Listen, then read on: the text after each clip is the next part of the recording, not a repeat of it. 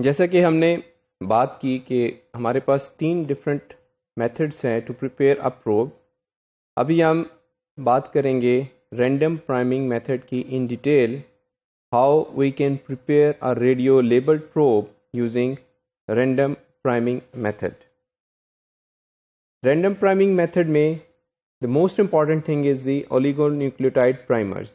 जैसा कि हमने नाम से इसको क्लैरिफाई किया that the primers prime at random positions. So the primer should be a mixture of all possible sequences which can bind to the template DNA. We can say this is a heterogeneous oligonucleotides which forms hybrid with the template strands. When we talk about radioactivity, then again we need a nucleotide which has its alpha phosphate radiolabeled P32. It can be DATP, it can be DCTP, or it can be more than one radiolabeled nucleotide, and 3 nucleotides which are, or 2 nucleotides which are normal nucleotides to generate the probes. If we compare the random priming method with Nick translation method, the major difference is in enzyme activity and the product size. Random priming method में हमें किसी किस्म की exonuclease activity की ज़रूरत नहीं होती, where as in case of nick translation 2 types of exonuclease activity is required, that is DNA's 1 and 5 to 3 exonuclease activity. अब ये एक्सोन्यूक्लियस एक्टिविटी अचीव की जाती है DNA polymerase 1 enzyme from E coli use जब किया जाता है। On the other hand, random priming के लिए we only use the Klinov fragment which have the polymerization activity, not any kind of exonuclease activity. So यहाँ पे हम ये claim कर सकते हैं कि random priming method generates the probes only by extension of the primers. Random priming का जो दूसरा benefit है हमें, the size of the probe is homogeneous and we can control the size of the probe which is radioactively labeled. On the other hand, when we talk about Nick translation method में we have no control on the length or the size of the radio labeled probe. When we talk about the components required for random priming reaction, we need a template, DNA template, we need a polymerase, we need the radio labeled nucleotide and we need the primers. जब हम polymerase के हवाले से बात करते हैं, we are going to use Klinov fragment from E. coli DNA polymerase 1 because of its ability to work under different sets of conditions. On the other hand, the other polymerases, they may have some limitations with their specific activity of polymerization.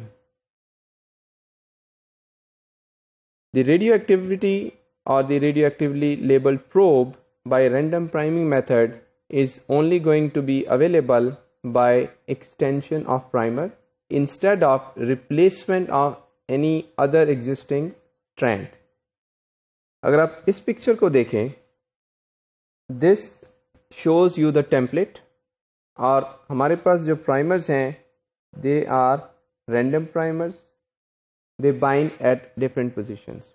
A Klinov fragment is going to extend this end of the primer and is going to stop at this point.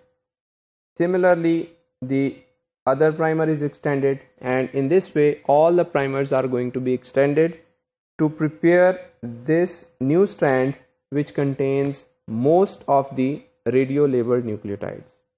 So this is the extension of primer, not the replacement of any DNA fragment. Replacement का मतलब ये होगा कि enzyme इस particular point से onward जितना भी आपके पास न्यूक्लिक एसिड स्ट्रैंड है, whether this is the primer और this is the extended strand, इसको एक्सोन्यूक्लियस एक्टिविटी के जरिए रिमूव कर दे और इसकी जगह पे नया स्ट्रैंड सिंथेसाइज करे. तो Klinov fragment is only going to extend the primer and is going to give you the probe. Radioactivity is achieved by radio-labeled nucleotide, and this is because of phosphate 3000 curie per micromole should be the specific activity of that particular nucleotide. Most of the time we use DCTP as the radio-labeled nucleotide, but sometimes we have to use DATP as radio-labeled nucleotide. The other three nucleotides are the normal one which are available from commercial sources.